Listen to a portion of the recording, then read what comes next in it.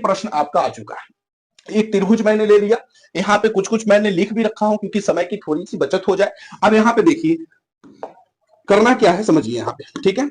अब एक त्रिभुज मैंने ए बी सी लिया, पूरा का पूरा इस त्रिभुज का नाम क्या है, ए बी और सी, ठीक है। अब यहाँ पे क्या किया, ए बी सी एक त्रिभुज लिया। अब यहाँ पे जो जो लिखा हुआ है वही यहाँ पे मैंने काम किया था।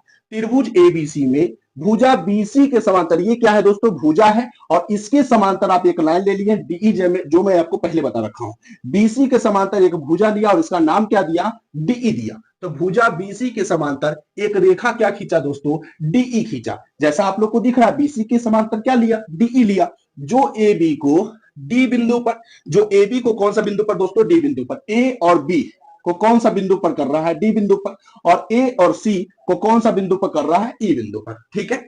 त्रिभुज एबीसी में भुजा बीसी के समांतर एक पहले आप रेखा खींच देना, त्रिभुज पहले पारो और ए बी सी नाम दो उसका, और बीसी के समांतर एक रेखा डी ई लिया, ठीक है। अब जो ए बी है, ए बी जो है ये कौन सा बिंदु पर कट रहा है, डी पर, और ए सी जो है ये कौन सा बिंदु पर हो रहा है, ई पर, ठीक है। ए बी को डी बिंदु पर तथा ए सी को ई बिंदु पर क्या करती है दोस्तों, प्रतिच्छेद करती है, ठीक है।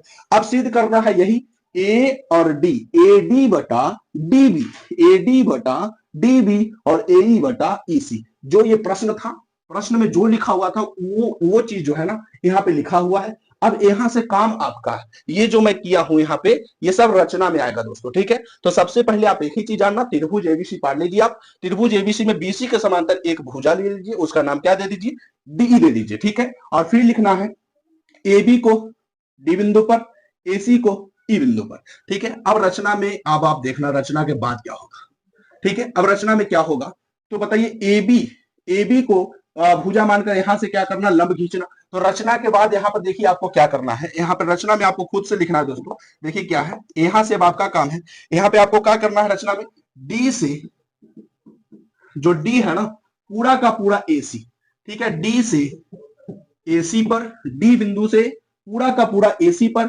मैंने एक लंब ले लिया और उसका नाम दिया पूरा का पूरा डीएम। तो डी से एसी पर डीएम, डी से एसी पर क्या लिया दोस्तों, डीएम, ठीक है। उसके बाद ई से पूरा का पूरा ए बी पर, ई से ए बी पर, ई से ए बी पर, ई से ए बी पर क्या किया दोस्तों, ई से पूरा का पूरा ए बी पर ईएन लंब डाला, लंब डाला, ठीक है दोस्तों। यहां तक आपको समझ में आया। डी से एसी पर डीएम और तथा ई से ए बी पर पूरा का पूरा ईएन जो है लंब डाला, तथा यहां से देखना बी सी को डी से मिलाया और बी को ई से मिलाया। तो यहां पर क्या लिखेंगे दोस्तों, बी से ई को मिलाया, बी से ई को, बी से ई को और सी से डी को मिलाया, ठीक है। यहां तक हमारा रचना समाप्त होता है, ठीक है दोस्तों। सबसे पहले हम लोग क्या किए, एक त्रिभुज था, एक त्रिभुज ले लिए और इस त्रिभुज का नाम दे दिए एबीसी। चलिए जैसा आप लोग को दिख रहा है, एबीसी ले लिए, बीसी के समांतर डीई एक भुजा ले लिए और उसके समांतर लिए तो एक भुजा उसी के जैसा लेंगे डी, और इसमें लिखना है एबी को डी बिंदु पर और एसी को ई बिंदु पर काटता है, ठीक है। अब ये तो आपका दिया हुआ है, उसके अकॉर्डिंग मैं बता रखा हूं। यहां से अपना काम है, यहां से आपका अपना काम क्या है, सबसे पहले जो आप ये लिए है लंब, मैंने क्या किया, जो डी बिंदु है डी से पूरा का पूरा एसी पर, डी से पूरा का पूरा एसी पर एक लंब डाल दिया और इस लंब का नाम दे दिया डीएम, ठीक है। क्या दे दिया, डीएम। अब पूरा का पूरा जो एबी बचा, पूरा का पूरा एबी बचा, उसमें ई से पूरा लंब डाल दिया और उसका नाम दे दिया उस लंब का पूरा ई है। अब यहां देखिए दोस्तों त्रिभुज है, तो त्रिभुज का क्षेत्रफल के अकॉर्डिंग यहां पर हमारा अनुपात जो है ना इक्वल होगा, और तभी हम कह सकते हैं एडी अपॉन डीबी और equal to AE upon EC. तो यहां से हम लोग प्रमाण करते हैं एक चीज, ठीक है, प्रमाण त्रिभुज का क्षेत्रफल आप जानते हैं दोस्तों क्या होता है, बताइए। त्रिभुज का जो क्षेत्रफल होता है, त्रिभुज का क्षेत्रफल क्या होता है, आप लोग क्या पढ़े, त्रिभुज का क्षेत्रफल होता है 1/2 गुना आधार और गुना में ऊंचाई, 1/2 गुना आधार गुना ऊंचाई होता है। अब आधार कौन है, ऊंचाई कौन है, ये मैं जानूंगा। सबसे पहले थोड़ा सा बेसिक समझिए। अगर यहां से हम लोग चलेंगे त्रिभुज की, पहले हम इस पोर्शन से चलेंगे, ए डी ई चलेंगे, ए डी ई। तो इसमें 1/2 गुना आधार कौन होगा, आधार ये होगा, और ऊंचाई का पूरा पूरा, जब अगर आप ये भुजा ले रहे हैं तो पूरा ऊंचाई ईएन होगा, जब आप ये भुजा लेंगे तो पूरा ऊंचाई डीएम होगा। बस इतना ही समझना है। अगर आप ये ए डी ई में चलते हो तो आधार हमारा पूरा ये वाला हुआ आधार, इसका आधार का नाम ए डी। और ऊंचाई का बात करेंगे तो पूरा ईएन जो है ऊंचाई। अब अगर आप एक चीज जानो दोस्तों, अगर कोई भी भुजा है उस पर लंब डालते हो तो वो इधर भी 90 बनाता है, इधर भी 90 बनाता है। तो ये टोटल जो लाइन है ना, इसका अगर ऊंचाई की बात करेंगे तो इसमें ईएन ही होगा, चाहे आप ऊपर वाला त्रिभुज में लो या नीचे वाला त्रिभुज में लो। जब आप इस भुजा की बात करोगे तो इस भुजा में हमारा का पूरा ऊंचाई डीएम होगा, चाहे आप ये पोर्शन का लो या आप नीचे वाला पोर्शन का लो, उसमें ऊंचाई हमारा डीएम ही होगा। तो सबसे पहले हम लोग कौन कौन सा त्रिभुज में चलते हैं ये देखते हैं। अब यहां से देखिए मैं आपको बांट देता हूं इसमें त्रिभुज में। देखिए क्या कौन सा त्रिभुज। सबसे पहले हम लोग चलते हैं त्रिभुज, ठीक है।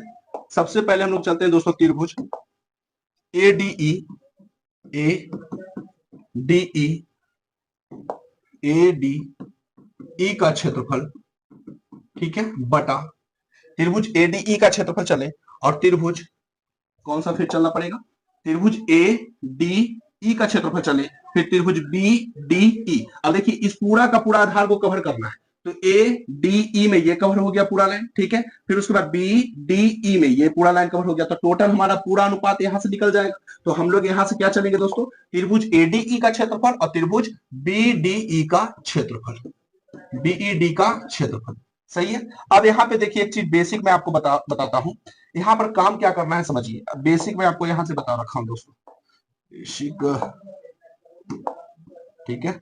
बेसिक मैं आपको यहां से क्या बताता हूं, देखिए इसको कर देते हैं थोड़ा कम। देखिए अगर कोई भी लाइन जो है एक दूसरे का समांतर, ठीक है, अगर दो लाइन जो है एक दूसरे का क्या हो, समांतर हो, तो जब भी आप कोई त्रिभुज खींचते हो, ठीक है, आप जैसे कोई त्रिभुज खींचे दोस्तों, ठीक है, आप जब भी कोई त्रिभुज खींचिए तो आपका क्या होगा, टोटल का टोटल जब भी त्रिभुज खींचिएगा ना कोई भी दो समांतर रेखा पर, तो इसका जो क्षेत्रफल होगा इसका क्षेत्रफल का बराबर होगा, ठीक है। एलएचएस मान के चलो, एलएचएस का जो पोर्शन होगा आरएचएस का पूरा क्या होगा, इक्वल होगा। तो हम लोग चलेंगे जब ना, हम लोग जब चलेंगे तो ये वाला का पूरा पोर्शन ले लेंगे, ए डी ई लिए, फिर उसके बाद बी डी ई लिए, ये पूरा लाइन कवर हो गया। उसके बाद हम लोग चलेंगे ए ई डी चलेंगे, ए ई डी चलेंगे तो ये लाइन कवर होगा, फिर उसके बाद सी ई डी चलेंगे तो ये लाइन कवर होगा। और जब दोनों, जब भी अगर कोई समांतर रेखा होती है, दो समांतर रेखा होती है, आधार जब एक ही होता है, आधार जब एक ही होता है, तो ऊपर और या बायां या दायां या ऊपर नीचे कहीं भी आप त्रिभुज बनाइए, जब दो त्रिभुज बनेगा तो उसका क्षेत्रफल क्या होगा, बराबर होगा।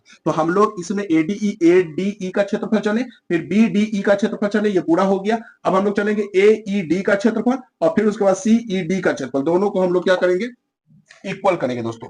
इसको चलिए इरेज करते हैं सबसे पहले, ठीक है। अब यहां पर देखिए जब चलेंगे ना, यहां पर चलेंगे तो दोनों का जो मान होगा इक्वल होगा, ठीक है दोस्तों, क्या होगा, इक्वल होगा। तो यहां से हम लोग क्या, कौन सा त्रिभुज और चलेंगे दोस्तों, यहां से हम लोग चलेंगे ए ई डी, त्रिभुज ए ई डी का क्षेत्रफल जैसा मैं आपको बताया हूं, और त्रिभुज, फिर उसके बाद नीचे में क्या था, त्रिभुज ई सी डी का क्षेत्रफल, ठीक है, त्रिभुज ए डी का क्षेत्रफल और ईसीडी का क्षेत्रफल। अब देखिए यहां पर क्या हुआ, त्रिभुज ए ई डी का, ए ई डी का क्षेत्रफल और सी ई डी का क्षेत्रफल दोनों हो गया। अब इसमें आपको काम करना है, त्रिभुज का फॉर्मूला तो आप जानते हैं, 1/2 गुना आधार गुना ऊंचाई। एडीई में चलेंगे तो हमारा 1/2 गुना आधार गुना ऊंचाई कौन सा होगा, 1/2 गुना आधार कौन सा होगा, बताइए हमारा आधार कौन सा होगा। जैसे हमारा पास ये त्रिभुज था, ठीक है, इसको इधर ले लेते हैं, ए बी सी ले लिए और यहाँ से एक समांतर रेखा खींचे थे, डीई खींचे थे, यहाँ से एक आपका कौन सा दिए थे, यहाँ देख लीजिए, यहाँ से हम लोग एक लिए थे, इसको एम दिए थे और इसको एम दिए थे, इसको इससे मिलाए थे, इसको इससे मिलाए थे, ये ना था। तो हम लोग त्रिभुज एडीई में चल रहे हैं, तो एडीई में ए डी ई में चलेंगे तो 1/2 आधार हमारा ये होगा, ये वाला हमारा आधार जो होगा, ये आधार का पोर्शन होगा आधार। और ऊंचाई जब बात करेंगे तो इस पर कौन सा लंब डाला गया, ये पर ना, तो ये पूरा ईएन होगा। तो त्रिभुज 1/2 गुना आधार कौन सा होगा दोस्तों, एडी, गुना ऊंचाई कौन सा होगा, ईएन, ऊंचाई कौन सा होगा, ईएन होगा, ठीक है। अब इसमें चलते हैं बीडीई में, बीडीई में चलते हैं, इसमें क्या होगा, 1/2 गुना, इसका आधार कौन सा होगा, ये वाला होगा, तो ये आधार को क्या नाम दे देंगे, बीडी नाम दे देंगे, ठीक है, या डीबी या बीडी एक ही चीज हुआ। और ऊंचाई तो हमारा पूरा का पूरा आधार पर यही है ना, तो हमारा ऊंचाई सेम होगा, ईएन होगा। फिर बराबर दीजिए, अब चलते हैं उस त्रिभुज में, राइट हैंड साइड में एईडी का क्षेत्रफल, एईडी का क्षेत्रफल तो क्या होगा, 1/2 गुना आधार कौन सा है, तो आधार हमारा एई है, तो एई दे देते हैं। ऊंचाई हमारा कौन सा होगा, तो ऊंचाई हमारा पूरा डीएम होगा, क्या होगा दोस्तों, डीएम होगा। इसमें चलते हैं ईसीडी में, ईसीडी में 1/2 गुना आधार कौन है, आधार हमारा ईसी है तो ईसी दीजिए, और ऊंचाई कौन है, ऊंचाई तो हमारा दोनों के लिए डीएम होगा। ठीक है, अब यहां से देखिए जो कटिंग होगा उसको काटिए आप। क्या क्या कट रहा है, ये से ये कट गया, और बताइए ये से ये कट गया हमारा। ठीक है, ये से ये कट गया, और ये 1/2 से 1/2 कटा, यहाँ डीएम से डीएम कटा। क्या आया हमारे पास, हमारे पास जो आया दोस्तों, ये हमारा क्या आया, एडी बटा बीडी बराबर एई बटा ईसी। क्या हमको यही प्रूव करना था दोस्तों, एडी बटा बीडी, बीडी चाहे आप इसको बोलो, बीडी चाहे आप इसको बोलो, ठीक है, बीडी आप इसको चाहे बोलो, या आप इसको देखिए यहां पर बीडी बोलिए चाहे आप इसको डीबी बोलिए, बात एक ही है दोस्तों। ठीक है, तो यहां से हमको ये मिल जाता है एडी बटा डीबी बराबर एई बटा ईसी, और यही जो है हमारा क्या हो चुका, प्रूफ हो चुका, प्रूव्ड हमारा जो है यही हो गया। तो बस थेल्स प्रमेय बिल्कुल आसान है, काम यहीं से करना है। यहाँ जब आप समझ गए ना तो उसके बाद आपको थेल्स प्रमेय में दिक्कत नहीं होगा। ठीक है, तो यहाँ पे हम लोग क्या क्या किए, त्रिभुज एडीई का क्षेत्रफल, आधार और ऊंचाई आप खाली बढ़िया से ध्यान देना। आधार हमारा अगर एडीई में चले तो आधार हमारा ये होगा। ठीक है, आधार हमारा क्या होगा दोस्तों, आधार हमारा ये होगा, और ऊंचाई जब आप इस पर पूरा का पूरा लंब डाल दिए, ठीक है, इस पर पूरा का पूरा क्या किए हैं, लंब डाल दिए, तो ये इसके लिए भी लंब है और इसके लिए भी लंब है। तो ऊंचाई का जब बात करेंगे तो एडीई में भी ऊंचाई हमारा वही होगा, ईएन होगा, और बीडीई में भी ऊंचाई हमारा ईएन होगा। जब एईडी का बात करेंगे तो हमारा ऊंचाई डीएम होगा, और जब ईसीबी का बात करेंगे तब पर भी ऊंचाई हमारा डीएम होगा। तो बस यहाँ पे क्या किए, 1/2 गुना आधार गुना ऊंचाई। आधार कहां से आया, ऊंचाई कहां से आया, मैं बता दिया हूं। 1/2 से 1/2 कट गया, ईएन से ईएन कट गया, 1/2 से 1/2 कट गया, डीएम से डीएम कट गया, बचा क्या, एडी बटा बीडी। एडी बटा बीडी को हम कह सकते हैं एडी बटा क्या कह सकते हैं, डीबी कह सकते हैं, और एई बटा ईसी। तो इस प्रकार से हमारा एडी बटा जो है डीबी इक्वल टू एई बटा ईसी जो हमारा क्या हो गया दोस्तों, प्रूव्ड हो गया। उम्मीद है कि आपको यह वीडियो बिल्कुल अच्छे से समझ में आ गया होगा। इसके पहले हम लोगों ने पाइथागोरस प्रमेय को भी अच्छे से कवर कर लिया था, और थेल्स प्रमेय को भी अच्छा से कवर कर लिया था दोस्तों। ठीक है, पाइथागोरस प्रमेय का विलोम को कवर कर लिया था। आज हमारा थेल्स का प्रमेय है, करना कुछ नहीं था, दिया हुआ जो है यहाँ से बस 4 लाइन आपको याद रखना है, उसके बाद एकदम बिल्कुल आसानी से सोल्व हो जाएगा। तो उम्मीद है आज आपको अच्छे से समझ में आया होगा दोस्तों। तो आज के लिए बस इतना ही।